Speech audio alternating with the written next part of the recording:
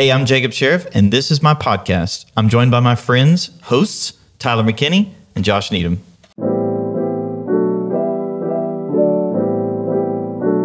This is episode 3, right? Yep. We are deep into it. Deep into it. So a little behind the scenes for all of you watching. We, at the time of recording this, have not actually launched this podcast. So we've got like several episodes in the can that we've been recording, and we're going to record like a bunch of them all in one day. And so if there's like any sort of like chronological inconsistencies, the wise among you might be able to spot those. But that's just because that's how we've decided to record. I feel like 3 episodes in, the follower base is probably not that tuned in but enough to catch that. Future audiences, whenever they're scouring back through. Yeah, they're watching the archives and they're like, why did the beard length go like this? And when did he get a haircut? Yeah. Okay, I'm that guy too. I go back to other people. And I'm like, they were so much better back then.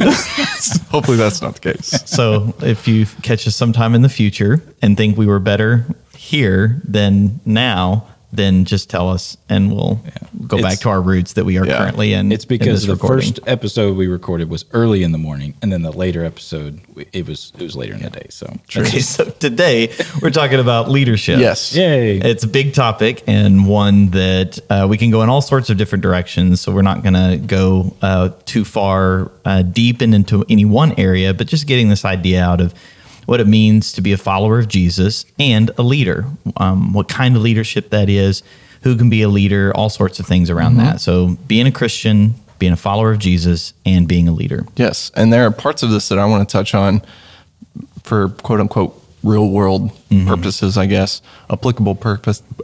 That's a tough one. Applicable purposes. And so I had some questions that I feel like...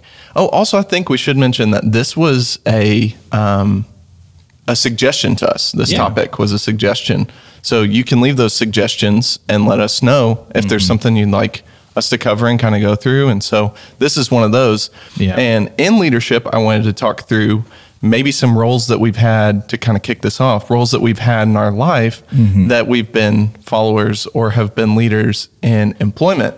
So talk through maybe some first jobs, some first experiences in following or submission or whatever. So who wants to kick this one off? I'll roll. My very first job was working for a radio station, and I don't even know what to call it at the time. They just basically recorded local commercials and then distributed them. So like they weren't like an ad agency, but it was just a radio station. And so I had these big decks of getting this commercial to make sure it's on this deck to get sent to this TV station, and then jumped on the radio, like switching a couple times. But I was 16, had that job for about a year. That's awesome. Yeah. And well, that's just a position. It was my boss, Mr. Tidwell, was very gracious to me as a teenager and very merciful. And I really messed up a couple times. A few TV stations did not appreciate the commercial decks that I sent them. What is this? So I learned a lot in that. Back in the days of linear editing, where you had to reel-to-reel tape. Yeah. So that was 20 years ago. Yeah. It was a while ago. 2 entire decades. That was my first job. No. Do I just go through my career at that point? No, you don't have to do your whole career. What were some lessons that you think you picked up early on? Maybe from that job, or if there's another one. Sure. Well, my second job is I got hired as an editor, video editor for the church. And then while I was in college, still working at the church as an editor and various odd jobs in the media department, I also took a job as a producer, a video producer for a upstart education teaching video company. And that's where I got to work with my former high school English teacher, Mr. Larry Boatwright. And we worked together. I was the video director and he was one of the producer. And it was kind of a new company. And so we worked a lot together, and that paid really well because I worked my rear end off on that one. But after a while, I knew that I was working 2 jobs and going to college. So I realized I was too distracted, and at that time, I started to feel like I was going to be in pastoral ministry, which was weird because I did not want to do that. And so about a month after I resigned from that position, the position as Sherman youth pastor for our new Sherman campus, it was only about 2 years old at the time, came available. And so I took that position and then went through youth ministry while also media. At one point in time, right out of college, I managed the media department for a few years, and then youth pastor over a couple locations, and then overseeing the whole youth ministry, and then various camps and all that stuff that I got to do alongside my wife, and intern program, and then campus pastor, and then executive pastor, and now senior lead pastor. So that's the bird's eye view of my career. So do you think having multiple kind of hats on at a time, do you think that's what taught you to be so time management heavy? Yeah. So, I mean, the place I learned that when I first, my first job working for the radio station, I did that while I was in high school playing basketball. And so I'd finish basketball practice, and then I'd go up at 8 o'clock at night and work till midnight, and then get up and go to school the next morning. And that just taught me energy level at 16 years old, focus, and how easy it is to mess things up as a teenager without supervision, doing a job that requires focus and messing it up. And then my poor manager, the owner, a couple times going to his office, like, listen, I know you're working hard. I know you're distracted, but this is making us lose money. So, so I need you to shape up a bit. So not being afraid to hear those conversations and performance reviews and things like that, even as a 16 and 17-year-old, and then working way through ministry, and then for a 6-month period of time, having 12 hours of college, a part-time job at the church, and a full-time job at another company. That taught me a lot about mental energy, about time management, about focus, about prioritization, various things like that. And then throughout the ministry, it's been rare that I've had a single hat. So that also taught me a lot on shifting gears when you're leader versus when you're follower, and even just some recent learnings on even that gear shift after 20 years of work, learning new things still on leadership versus following and default habits. And so, so different seasons like that was just insane. Youth pastor, there was a short stretch where, well, I say short, it was about 4 years of youth pastor and overseeing multiple campuses, being a high school basketball coach, boys and girls high school basketball coach, and then in the off season, doing various work at the ministry. But then in the summer, when I taught government. Taught my government class. Taught your government class. Politics was something I cared about.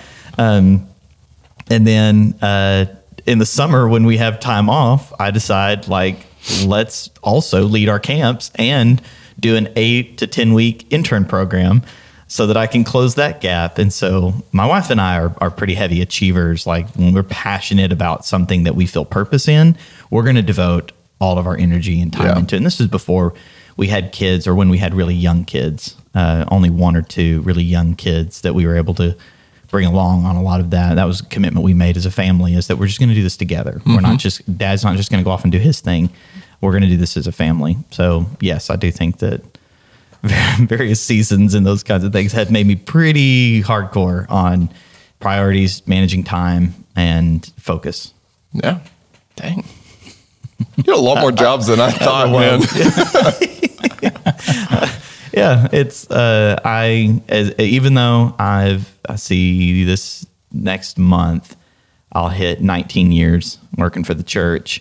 I've worked in a few different industries and had a few different jobs outside the church through that time period that I am really very thankful for. They were not good jobs. One of them was a great job. It was just super hard and required a ton of attention and energy that I got paid very well for. The entrepreneur that launched that company, she was a big achiever. She was very determined. I learned a lot from her. And she was a really great leader and very merciful to me. I think I was 21, traveling around the country, producing educational videos. And I 10 years later, I went back to her and I apologized. I said, listen, you were awesome. I was not. Yeah. And so if I didn't end well, or if there was anything lingering, I really repent to you, because you were great and I was not. You're like, 10 years later, I'll finally get that project done. So Jones, you're at 18 years, I think, right? This is right around this time is 18 years at the church. 18 years at the church. So prior to the church, I volunteered at the church, and I don't think so. Outside of where you have to fill out a W-2 to employment, I haven't had any other jobs outside of working at the church, except for little side gigs here and there. But I did grow up learning a work ethic from my family. My grandma had a small business, a flower shop, and every year at Thanksgiving, we would do Christmas decorating for the city of Ardmore, and we would go around and do all of this, these installations of garland and lights and all this stuff. And my cousins and I would help make all this stuff happen. And there was a few values during that time that my grandma and my grandpa and my uncles and aunts and everybody, it was like a family thing that were really instilled in that time. And it was that details matter, and there was even just a pride in doing a good job that was modeled there. And we didn't take shortcuts on things. You could look, it's Christmas decorations, right? I mean, it's okay, Christmas trees and bells but there was an artistry to it that my grandma really brought to it. And I think I picked up on that and saw, it's not just enough to just throw stuff up there and call it done. We want it to look good. So going through and fluffing the garland and tying new bows and doing all of these things and making sure that the wiring is hidden and not exposed. And it was little things like that I picked up on that was intuitive for me by the time I came to work for the church. Yeah. And so, when I hopped in on the media department, I didn't know anything about video editing or video production, but I had an eye for what looked good and what didn't look good, because that had kind of naturally been instilled in me growing up. And I think just the feeling of satisfaction that you get whenever you've given something your best is something that was modeled for me and is something that I've had a high value for. And that has served me really well in my time at the church. So I've been a video editor, I've been a graphic designer, I've been, I did sound production for a while. I did, I've led a communications team, an arts and design team. Now I'm the creative pastor. And all along this journey, it's been sort of figuring out how to not just be able to create on my own, but how to bring other people into that process and to bring out the best in them. And so that's when you start talking about leadership and what that means to me in practicality is it's not just about you personally doing a good job. It's about how you set an example for other people to follow, but also invest in your teammates and figure out, where are their strengths and their weaknesses, and how can I assemble them together into this Avengers level? I knew you were going there. Yeah. As soon as you said assemble. You just got to play the music underneath. I'm going to give you post-production work on this. Yeah, you can pay for the rights to it too. But to assemble a team together where everybody feels like they have something great to contribute and it's fulfilling for everybody. You see the task go from this insurmountable thing that we may never be able to accomplish to slowly becoming this thing. Oh, we're going to make it. and then you get on the other side of Jubilee and different things that we've done in the past, and you just feel like, wow, that was really meaningful what we did. And so that's been a lot of my takeaways. To sum up the last 18 years of my life from the work perspective. Outside of that, I've also done some side gigs as like a voiceover artist, and that was more of a hobby than a job, I would say. Like it's paid enough to keep it going, but it's like, oh yeah, I'll record your script and spend 15 minutes and make $50. I don't mind doing that. So those I wouldn't necessarily call that like a leadership work experience. Right. You got recruited for this podcast. Yeah. I have professional experience. So you've been paid for your voice. So I love that though. That's a cool thing. Yeah, not a lot of people are able to do that. Yep. Yeah. How about you? Man, I've had way too many jobs. I got my first job at 18, and I was working at a place called Globotech, which sounds super creepy and suspicious. But we made computer wafers, or basically what your computer chip is made out of. Mm-hmm. Sounds really technical. I don't know all the stuff behind it. Sounds really tasty, actually. Like, yeah, wafers. I know. We used to make that joke all the time. Anybody in that field's gonna be like, "Oh, get quit." But in that, I worked there for 2 years, and it was a 12-hour gig. How often do you work night shift? How long of that 2 years do you work night shift? Night shift, I only did on pickups. So I would pick up somebody's night shift. Okay. I did. Thank the Lord, I did not have a permanent night shift spot. I don't think I could have made it, honestly. But I did. I worked 2 years there and kind of did the like gradual work up the chain kind of a thing. Starting out, I had no clue what I was getting into because I had no previous work experience, and I grew up in a pretty sheltered environment where people were nice to me, and I wasn't used to people being mean. Mm-hmm. And I definitely wasn't known for timeliness. I mean, I'm getting there now. That was 10 years ago. But yeah, it was one of those things. I was living in your backyard and in a little apartment. In an apartment, not a tent. Yes. I mean, I would have lived in a tent, but in a little apartment. And so I'm having to drive this kind of 40-minute drive every morning. So 7 to 7. And that, number one, taught me discipline, taught me how to stay awake.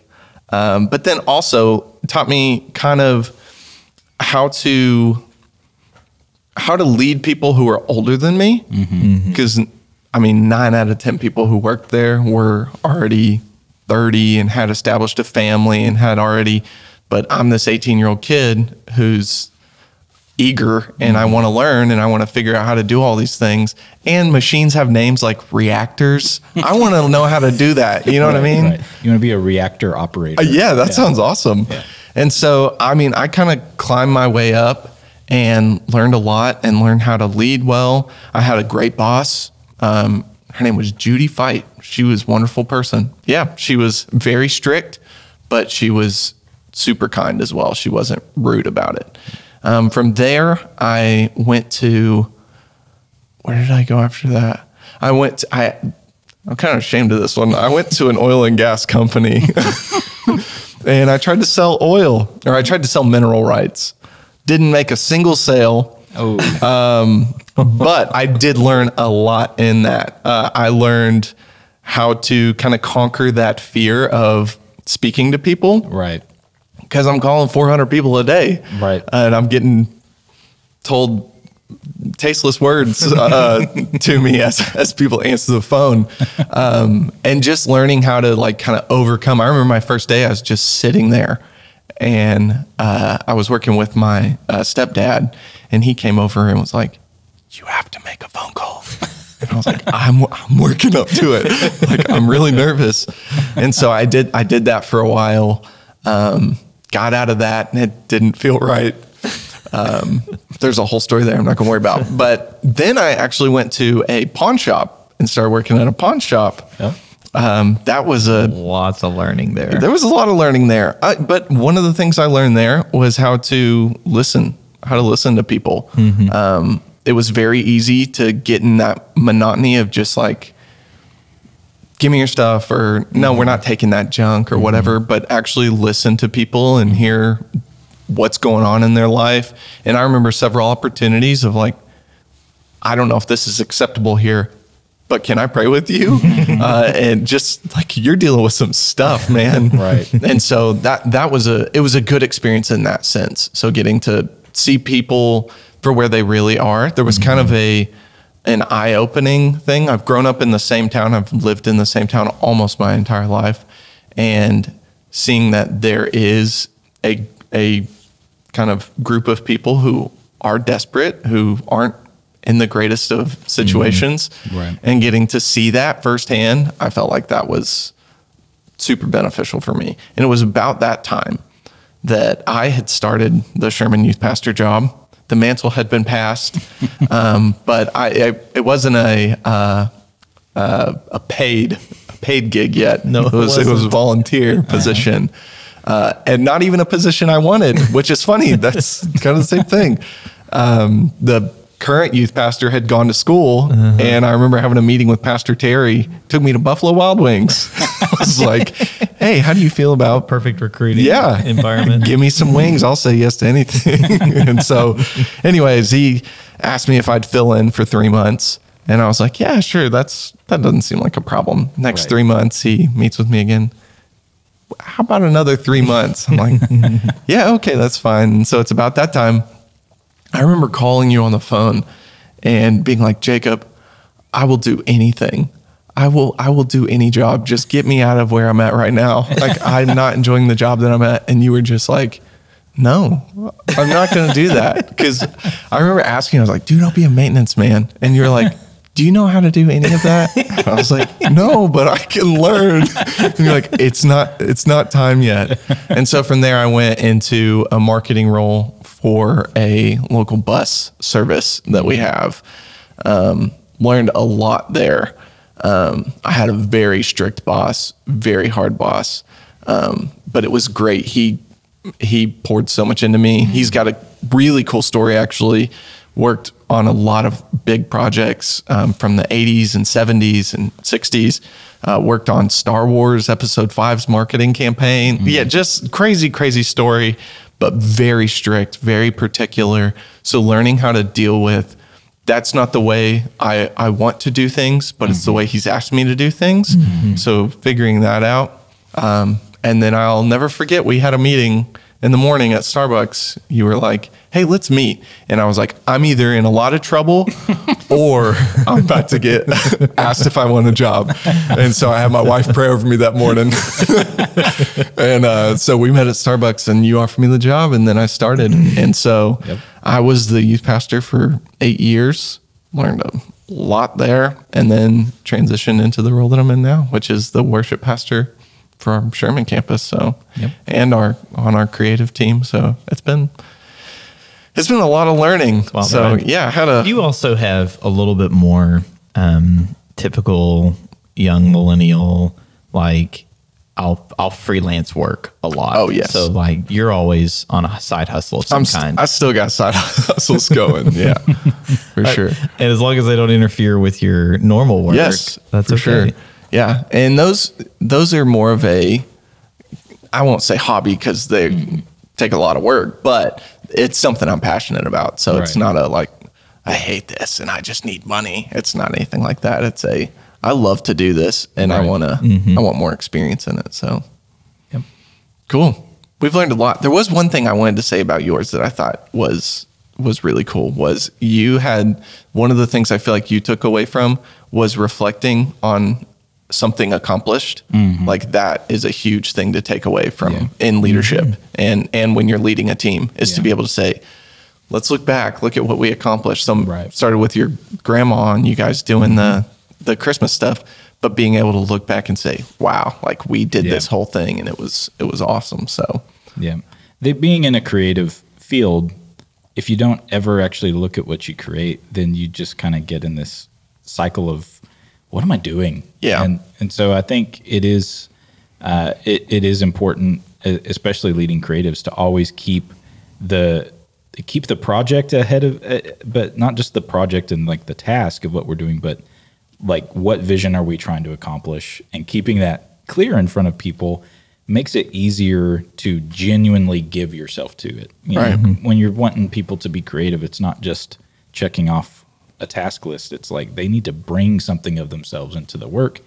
And whenever you can create energy and passion around a project like that, and then you look at it when it's done, and there's a sense of satisfaction that, hey, we gave it all we could, and this is what we created, and then here's the result. That, I think, is just super valuable for anybody. If you want to connect your passion to purpose, you have to like have that reflection piece, and otherwise you just kind of get on a conveyor belt of, hey, we're going to put this out, put this out. We're going to hit intentional living. Yeah, I think on the next episode, and that's a pivotal part. I realized for me personally, I move forward really fast, and I didn't reflect very well, and so I had to put that practice in place. So it makes these things particularly Christian, because there's lots of instruction, teaching, training, ideas on leadership in general. Many of them are helpful. Some of them are not. Much of that, just that even genre of training and teaching is helpful, but I think a kind of underserved market is what makes either these things we're learning particularly Christian, or what things is unique to Christian leadership really isn't transferable to other forms, because we follow one particular leader, not just a bunch of leaders. I think what always comes to mind to me first whenever that topic is being discussed is how Christ modeled servant leadership, and how it's not about this top down, gotta have my way, you meet this standard or you're out. It really is this it's this way of walking alongside your team, and serving them, not in a subservient, milquetoast weak way, but in a way that truly shows that you care about them, where they are, their development, their growth. I mean, I'll just say, like, the moments in my career here at the church that have been the most difficult has been when I've felt isolated and alone, and didn't have that connection to what I was doing and how it kind of moved a purpose forward. And it was through leaders like yourself inquiring and asking, hey, how are you doing?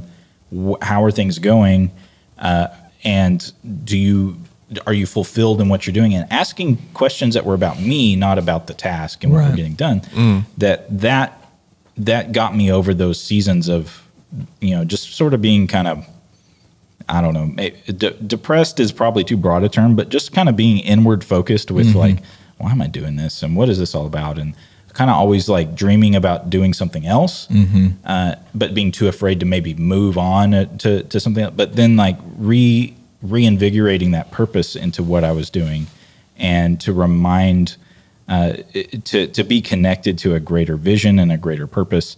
I feel like, whenever you look at Jesus and how he went out and recruited, it was, I mean, it was very much like, I'm going to go into your world wherever you're at, and I'm going to say, hey, follow me.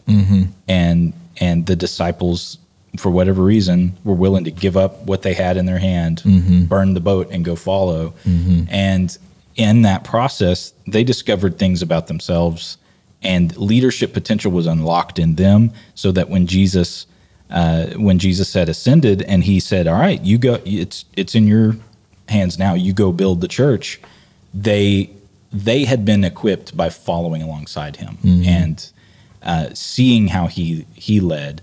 And so I always think through that lens of like, yes, there's leadership principles and there's strategies and there's all of these things that we read great books about and have great programs about. But when it comes down to it, it's like people will follow a leader who they know cares about them and is invested in their success, and is approaching them from with a servant's heart, not a like, okay, I just need you for this thing that you can give me.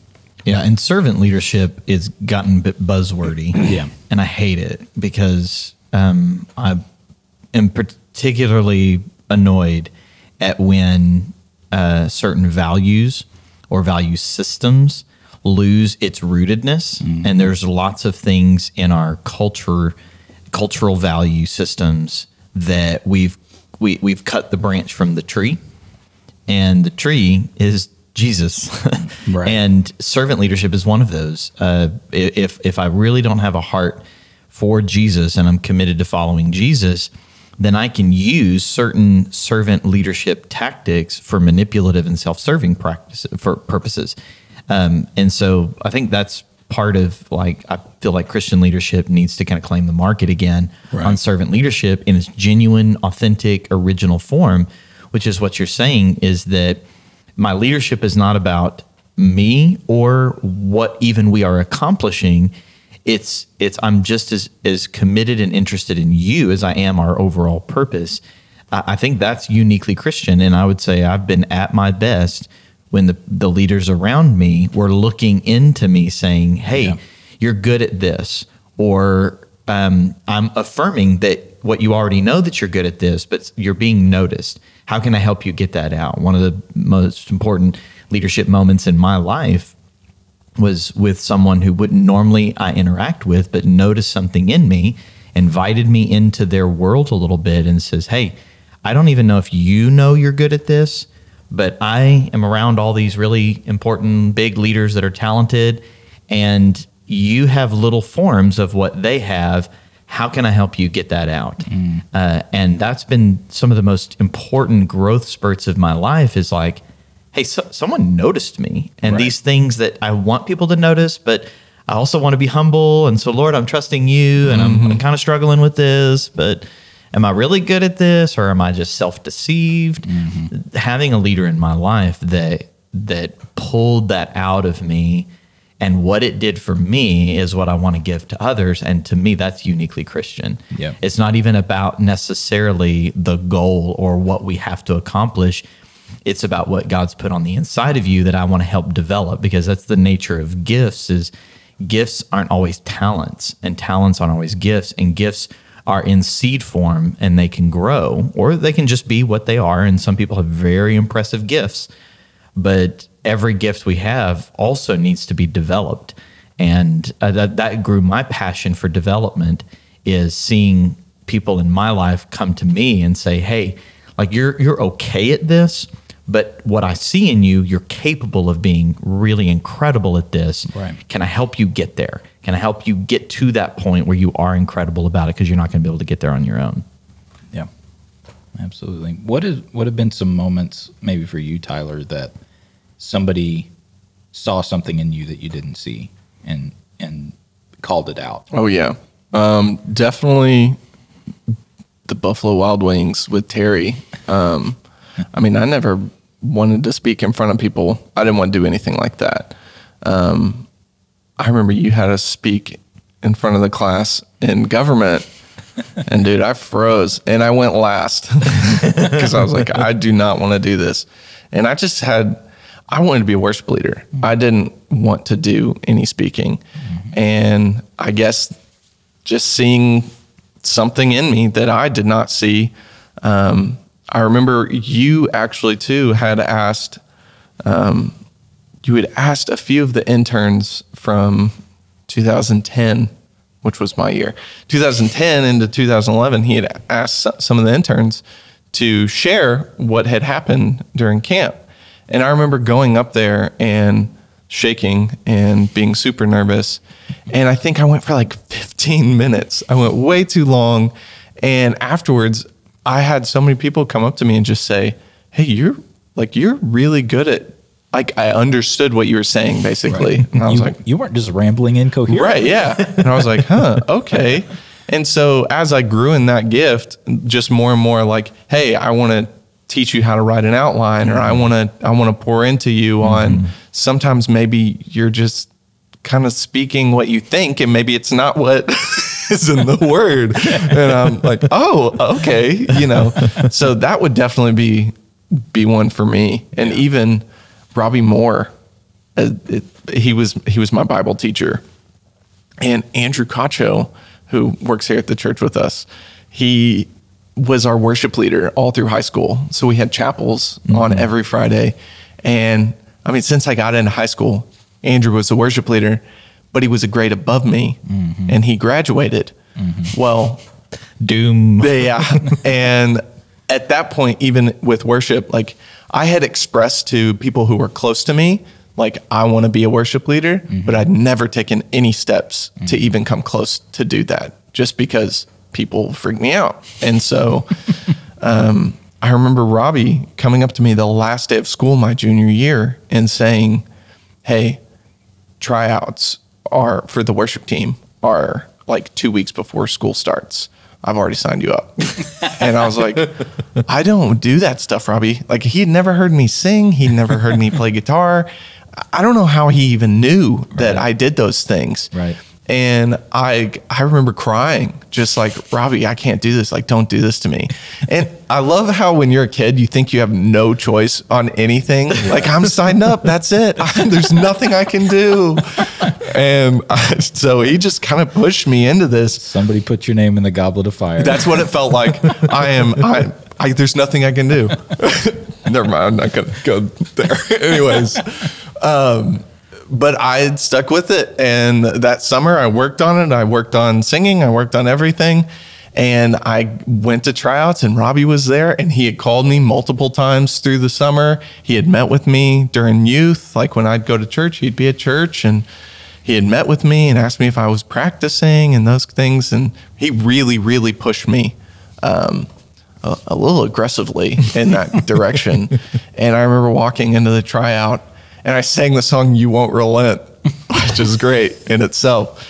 And I remember Pastor Sue was there, Pastor Rick was there, Chris Ferris was there, just all these church leaders that I had grown up with. Right. And like, dang, that's a serious tryout. I know, for a high school chapel band. Wow, and we got in there and I'm just terrified and I forget how to play guitar. I forget. And I'm like, okay, I got this. And I played through the song and I remember I walked out immediately and I get out in the hallway and they're like, you have to go back in. They're supposed to like talk to you afterwards. And so I went back in and they just scorecards. Yeah, pretty much. Went back in, they turned their chairs around and anyways, they were all just super positive, super like for me. And they pushed me into that. And now that's my career. So thank you, Robbie. You got dragged into your career. Yes, pretty much. Yeah, that's good. Yeah. So Jacob, with the path that you've been on, especially the past several years, I know you've invested a lot of time and a lot of energy into development and leadership and things like that. So whenever we even like, I think we found this topic was suggested and we said, okay, how do we tackle it? Obviously, like going deep into this is probably outside the scope of this one episode. But out of the last decade or whatever time range, what are some of the biggest things that you've learned about leadership that you want to share? Yeah. So maybe some of the biggest lessons. I'll maybe put it in my different thresholds that it required external pressure to overcome a threshold, and that threshold had to in some way be connected with I got to get this straight with Jesus. So one of the first one is just being in a development program. I know how to fake it. And when you're in a 1 year program that is intense, you can't fake it. And so I had to stay focused, and that kind of adult learning woke up for me things that were dormant of being a self-learner. There wasn't a lot of external, once I graduated college, there wasn't this like external force to grow. And being in that program kind of reawakened that passion for development. 2 years later, I'm in it again, but as a coach this time, and then being with others that are growing and all of them being older than me. In this particular environment, they were all bank employees. And so I've got like regional market directors and bank presidents and senior customer service reps like that I'm coaching, and I'm this young pastor, and it was so fun. This is by that time I was secure enough in who I was in Christ that you get this scorn first day, like the who are you, the up and down, and so I'm like, you just wait, and getting to facilitate their learning really grew passionate for me. But a trainer that she was teaching on emotional intelligence, and we did this exercise on like, take all the different leaders in your life that has made an impact on your life, good and bad, and write it out. And you wrote it out, and then take like, what are the qualities for that you said that person in your life was a good leader? Why do you say that? And so you write out just kind of one quality per sticky note. And then all the bad leaders in your life, what made them a bad leader in your life? So all the sticky note, and like, this was the first time I had this class. And so I wasn't going through the motions because I really enjoy growing and learning, but there was a sense where I'm like, okay, I'm also facilitating others' growth. So I'm just kind of halfway pay attention while I'm watching this. And I put on my notes and various things. And then there was this chart that she had everybody put it onto, and it was separated in competencies, or like the things that you're good at as skills, IQ or intelligence, and then a category EQ or EI, emotional intelligence, and put all the sticky notes, good and bad. And so you've got good pie chart, bad pie chart, all on both charts. All the qualities, probably 80% of the qualities, were put in the emotional intelligence category. So things like listening, or they cared about me, or it was at that point, and I see it that at that time I just stepped into the executive pastor role. I looked at all those qualities, and I'm looking at these pie charts, and there's like 100 these sticky notes on good and bad, and it's all in this category that I had spent almost no time developing. Right. I had developed competencies, and I had developed intelligence. I had spent almost no time. When I first was introduced to the subject of emotional intelligence, Daniel Goleman is the kind of the foremost authority, and the content of the books are great. I did not register with his writing style. It is very scientific, very data, and I just lost steam when I first got introduced to it. I thought I had Christy Hance on my team, who is one of the most emotionally intelligent individuals I've ever known. I thought, I'll offload that responsibility onto her. Right. I'll be, I'm a good teammate. I'm bad at this. She's good at that. I'll utilize that. And then I see that pie chart, and then spend the rest of the day listening to Lori talk about emotional intelligence. And I'm awestruck. Like, if I don't get good at this, I will be in the category of bad leader. Right. It doesn't matter how qualified I am, how competent I am, how smart I am. The things that the people around me are going to judge me by are not those things. Yeah. And so I put probably 2 years, maybe 3, of disciplined growth in the realm of listening and learning how to care about the other person and what they have to say, not just care about the answers they give or them being right or wrong or what I need from them.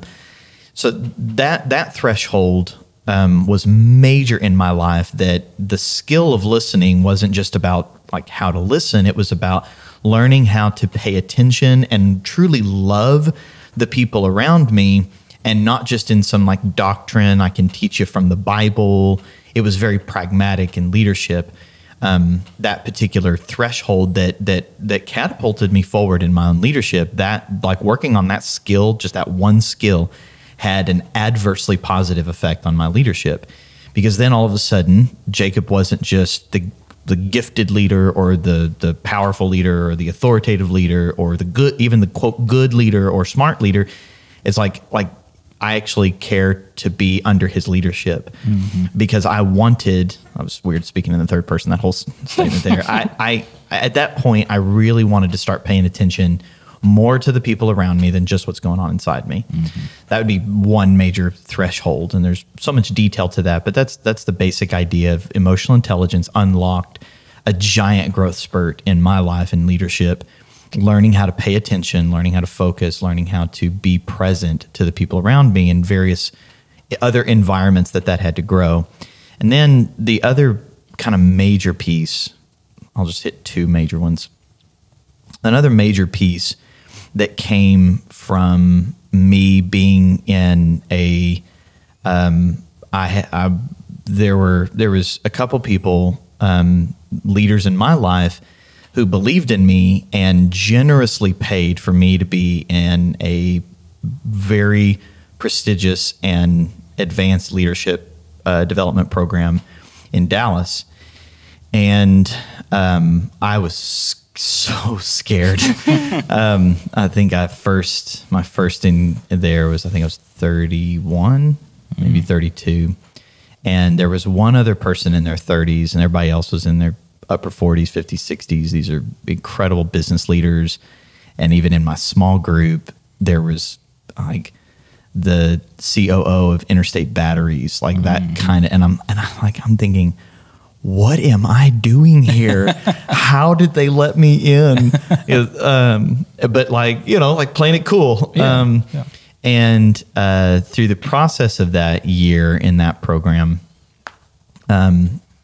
what I recognized was how to start seeing development thresholds in yourself and in others, and what it takes to get over that threshold generally involves pain.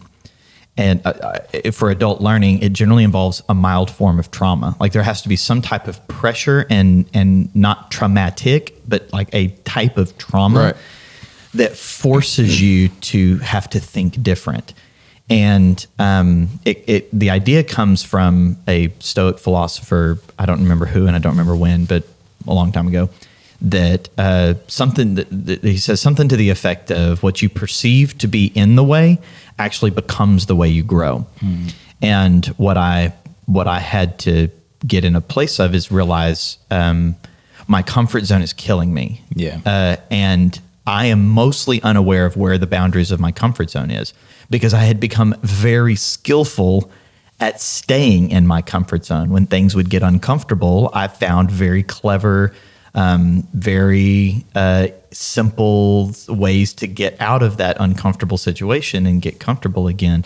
And I just had to realize, okay, me being this committed and skillfully committed at my comfort zone is stunting my growth. And so I began to, in a sense, expose myself to mildly traumatic things and environments that forced that growth.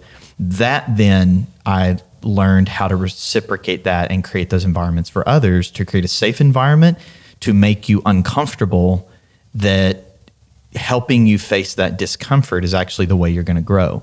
Because it isn't just going to thrust you onto Jesus for escape. It thrusts us into Jesus for grace, learning how that grace makes up for our weakness.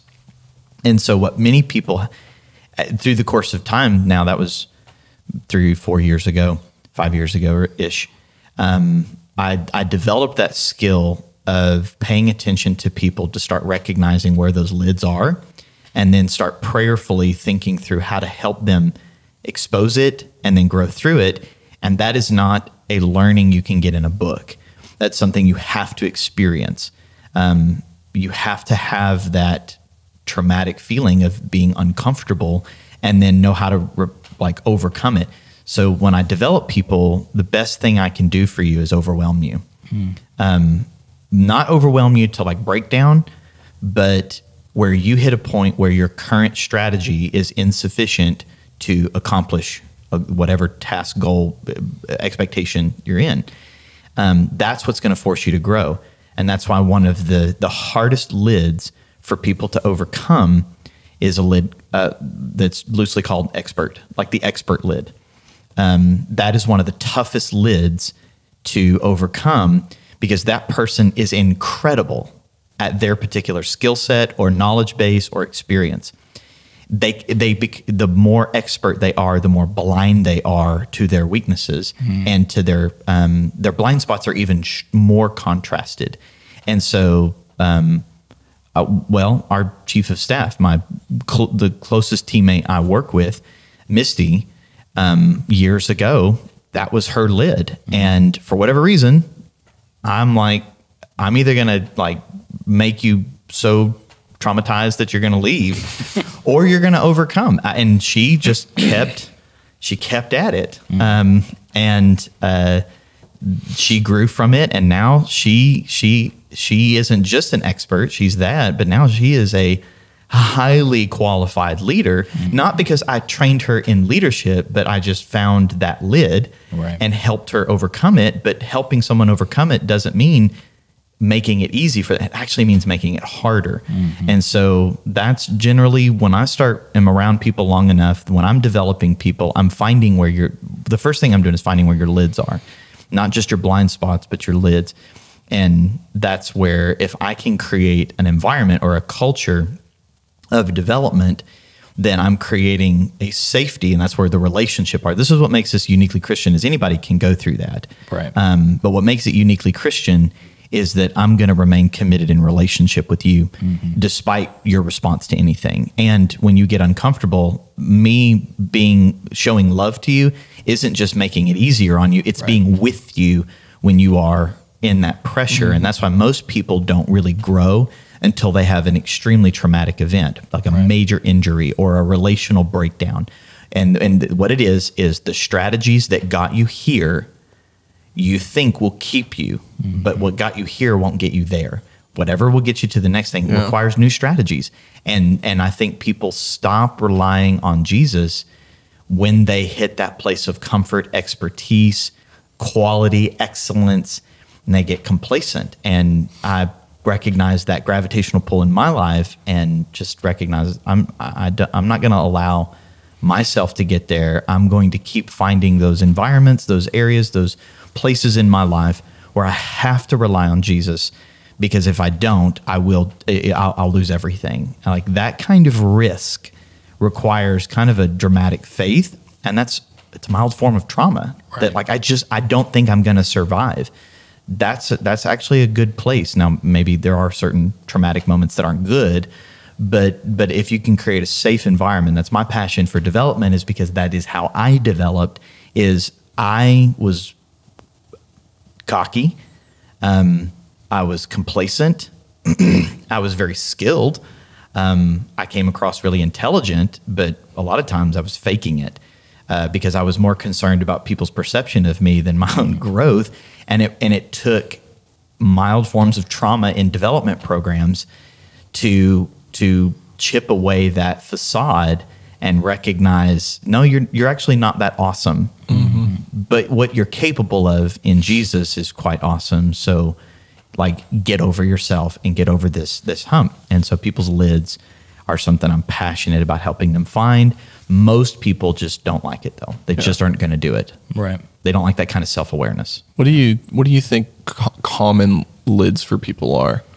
Like, what are maybe some things that maybe someone doesn't have that leader in their life to point that out, and they're kind of battling to get through that threshold? Or a self-examination process maybe to help identify. Right. Yeah. So, I mean, I would say probably one of the bottom thresholds is people stuck in survival mode, where there's never enough. I have to work harder. I have to keep these jobs because I got to put food on the table. And a lot of times that's just a problem of people's circumstances, and they're doing the best they can. Sometimes it's a complete ignorance and a lack of awareness, or they're just stuck in mindsets that's generational, like poverty mindsets. That's generally first lid, and that's where you just have to give people hope beyond that survival. Probably one of the next lids is just a complacency.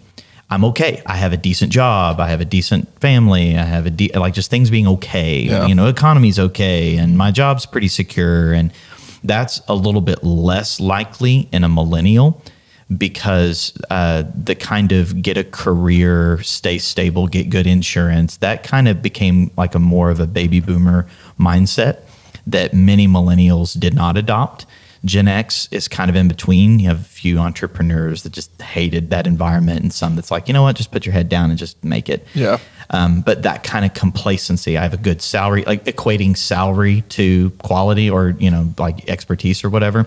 So I have a decent salary, I have a decent home, I have a decent family, and just that now things are okay, and that kind of settlement creates a complacency that people struggle with.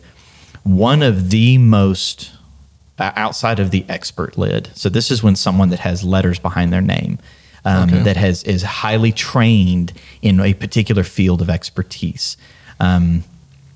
Experts are like, examples would be like engineering. You're just really smart at engineering, you're a brilliant engineer, or like accounting or finance. You're just really brilliant or incredibly trained or qualified and educated in your particular field. Some things are not transferable. Like some of your learnings are not transferable to other fields. And so that's where someone like in an executive office is supposed to be able to see more panoramic. And someone in that expert field is generally very myopic, very one-dimensional focus. That is a very tough lid, because who are you to say they're not qualified? Well, you're not, because they're more trained in that field than you are. And so that the spiritual condition is pride, but right. But it's almost innocent because like you're brilliant. But I'd say the number one threshold for people is self-awareness. It's appalling how unself-aware we all really are, and it sickens me when I get self-awareness. Yeah, because you just usually you are eventually you become intentional about keeping that blind spot. And in this particular development program I was in, there's a certain linear learning that we walk through. But the first line that I spent the entire year focused on this one line, and that is, without awareness, our life tends to be driven by distraction amid habit and reactivity. And so I decided I am going to become incredibly aware, which means I have to start identifying and registering my distractions and monitoring how often they happen and when they happen. I need to hack my habits. So I'm going to start paying more attention. At that point, I'd already spent about 5 years working on spiritual disciplines. So habit formation was pretty locked in my mind. And then reaction. So I'd already kind of been working on emotional intelligence. And so that's where in our next episode, we talk about intentional living. Like those really became centerpieces for me for self-awareness. And then the other dimension is willing to be humble enough to let the people around you identify the boogers in your nose, the screw ups that you have. And I still struggle with it, but I used to be really skilled at deflection and defensiveness. I knew how to defend myself verbally because I was a little kid. I had big friends. They are the one who defended us physically. I had to defend myself verbally. So I was really skilled at defensiveness, which is a way of reinforcing the walls of your blind spot. And they had to come crashing down on a 2-3 different, I don't know if you'd call them turning points in my life. One of them was a significant turning point. The other two were just more like, I don't want to overuse the word breakdown, but it was kind of like a breakdown, that were just like moments of extreme self-awareness that hurt big time. But recognizing it, those walls coming down, actually it made me more able to walk down a road of healing for those things and just become very aware. And then as I grew in self-awareness, it then made me others aware. And so it's an interesting thing how self-awareness and others awareness just correlate together, that to become weak in one, chances are you're going to become weak in the other. And so if you want to become more others aware, you also have to become self-aware, but you also keep them in balance, because you become very self-aware and hack your own self to the point where you're just superior to everybody and you don't care about the people around you. I wanted both to elevate. So that's part of, there's a 4-quadrant grid and emotional intelligence around that. But anyway, those are some of the common lids that I think people are facing. Survival, and then complacency, and then expertise, and then self-awareness. Man.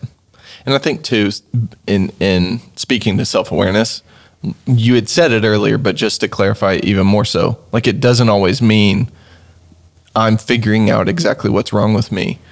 but it might be someone pointing out what's wrong with me and me accepting that. And that's me becoming self-aware. Like it doesn't always have to be, oh, I recognize this in me and I need to fix this, because sometimes we intentionally make that a blind spot. Still, we're still missing it. Right. So we're a lot more merciful to ourselves, and except Enneagram 1s. They're just nasty to themselves, apparently. But I'm not an expert at that. So part of making yourself a good leader would be submitting under leadership that can help form and well, submission in 2 dimensions. Yes. Up, well, 3 dimensions. Up, submitting up, being willing to let leaders above you call your junk, call you when you're being not a very good person or a good leader, and then having peers that owe you nothing, therefore can be honest. And then it takes a lot of intentionality, a lot of humility, and a lot of practice to submit yourself to people who follow you. Right. Because they're exposed to your leadership more than your peers and more than your boss. Yeah. And so willingly solicit input and feedback, and know that you don't be completely confident that you've created a safe environment for it. Practice it, because if you are their leader, then there's also a temptation of someone following you. If I'm honest, I won't have a job, so Right. I'm going to pretend. Right. And recognize initially, especially if you've been blind up to this point, you're gonna have to walk in a lot of humility, repentance, and then consistency. Soliciting feedback and recognizing that you're probably not getting it both barrels, and then when you get it, protect your reactions, like guard your reactions. It is thank you, sir, may I have another? Right. It's continually soliciting it and not punishing people for giving it. And then, I mean, if someone, whether it be peer, boss, or follower, is just a jerk to you, that's not okay either. I'm not saying Right. like be open yourself up to ridicule, but there are people around you. And for me, probably the most important person in my life is my wife. Like, she'll just call me on anything and everything, and she has no problem saying you're being an idiot. Yeah. And she's very sweet about it. She's very kind. She's going to make her debut on the podcast here in a few episodes. Yeah. But she was my first turning point in trauma when I've recognized, this was many years ago. So we're talking, what was that?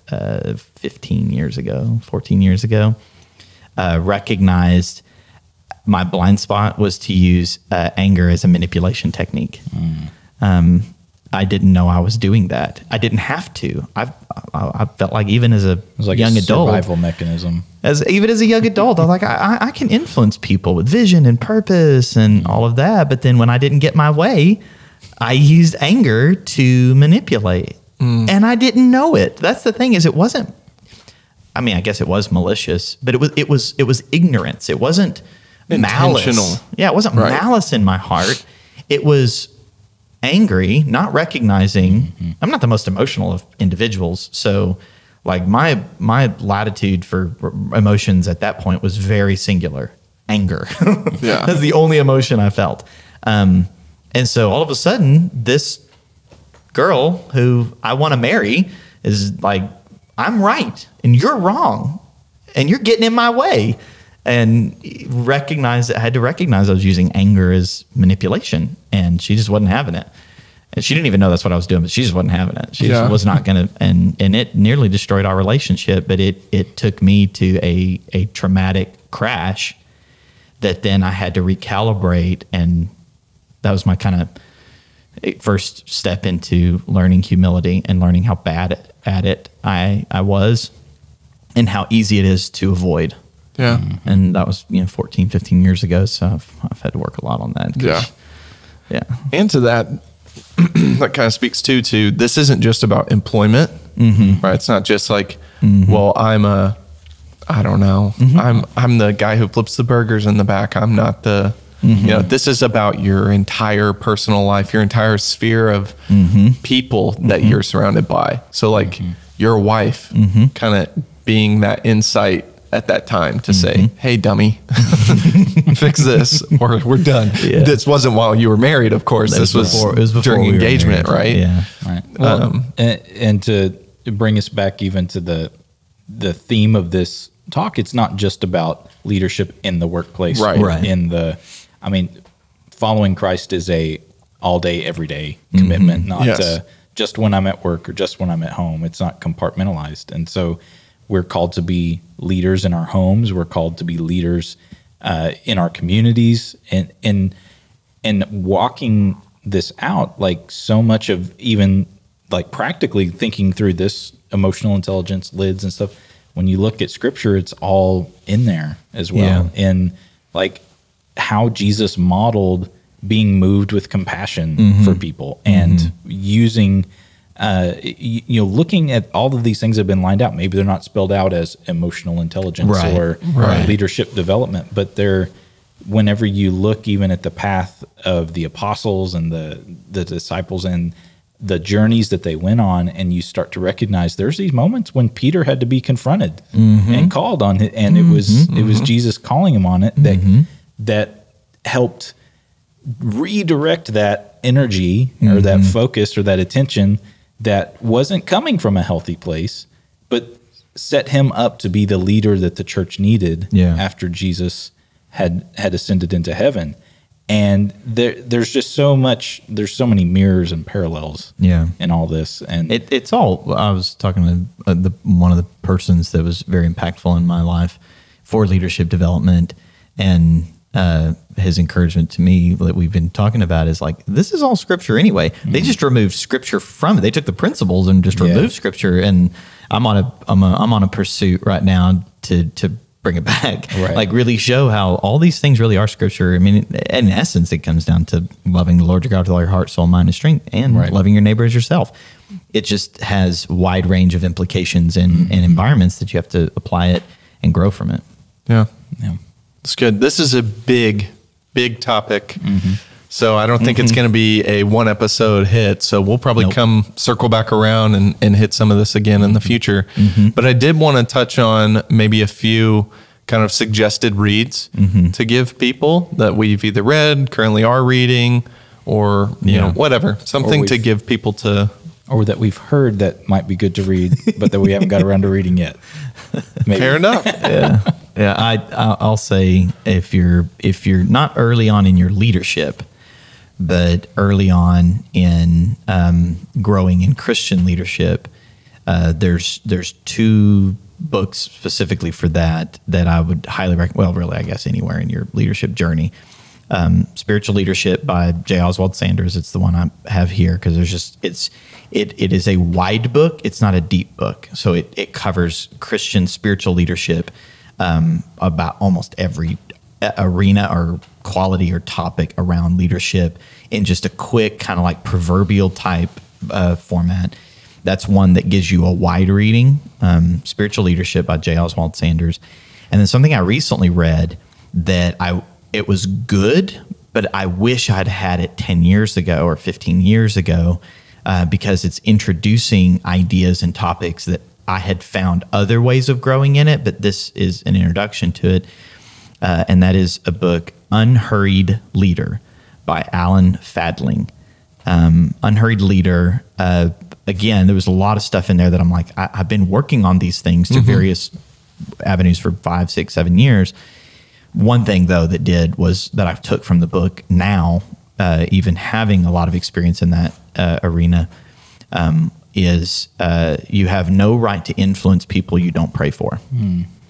And I don't even know if that's the exact way he said it. That's how I heard it. And how I've started to live it is I have a lot of influence in leadership around people I don't necessarily pray for. And so my prayer life has taken an increase since reading that, where I'm taking specific appointments for prayer for specific people and groups that I wouldn't have done before had I not had that provoked. But early on in leadership, those two would have been gold for me. And then Emotionally Healthy Leader by Pete Scazzero. That's also a really good one. Okay, she's taking all of them. If y'all have more, that's fine. I'll just stop. I would bring up, and you'll have to help me with authors because I'm not good at that. The Ideal Team Player Patrick Lencioni. There we go. I didn't want to try that last word anyways. I think that one. He's one of the best writers. Our entire staff read at the church, and there was a change in everyone, like across the board. Just being able to recognize things like humble, hungry, and smart. There was a lot of self-evaluation that we went through.